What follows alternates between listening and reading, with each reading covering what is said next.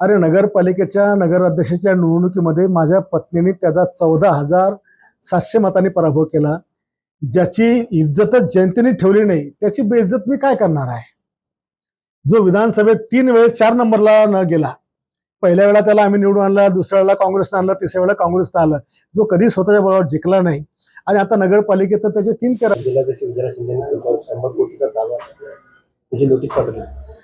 100 कोटीचा दावा त्याने ठोकला याचा अर्थ नक्कीच त्यांच्या मागच्या 35 वर्षाच्या किंवा 40 वर्षाच्या राजकीय कारकिर्दीत 1000 कोटीची कमाई नक्कीच त्याने केली असणार आणि त्याच्यामुळे जर 100 कोटीचा दावा टाकत असतील तर आता मला पण त्यांची ईडीकडे किंवा सीआयडीकडे तक्रार करावं लागेल की एवढे पैसे यांनी कुठून आणले म्हणून.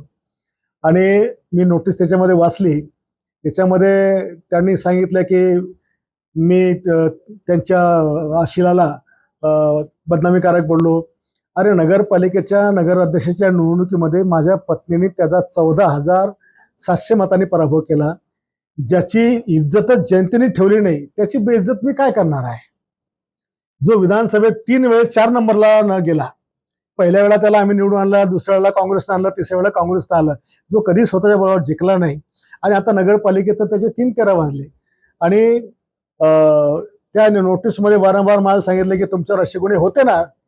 बाळासाहेब ठाकरेंचा शिवसैनिक होतो, गुन्हे आमचं आभूषण होतं आणि आमच्यावरचे गुन्हे हे धर्मरक्षणाकरता झालेले आहेत, मुलींच्या रक्षणाकरता झाले आहेत, जे गोरगरिबांच्या शेतकऱ्यांच्या आंदोलनाकरता आमच्यावरती गुन्हे झालेत आणि आजच्या तारखेला एकही गुन्हा आमचा पेंडिंग नाही, सगळे गुन्हे आमचे संपलेले आहेत. न्यायालयाने आम्हाला सगळ्या प्रकारे निर्दोष केलेला आहे.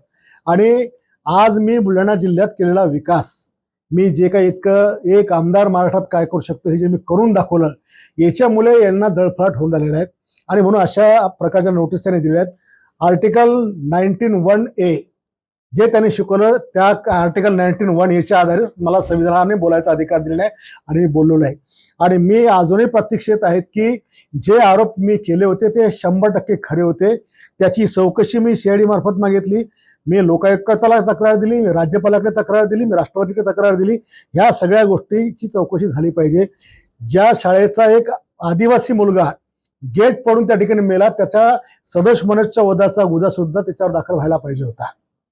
आणि जे मी आरोप त्या काळात केले, माझा एकही आरोप खोटा नाहीये, कारण त्याच्यासोबत मी होतो. आम्ही बऱ्याच गोष्टीचे त्याचे आय विटनेस आहोत. अगदी त्याच्या भावाने दवाखान्यात केलेला बलात्कार सुद्धा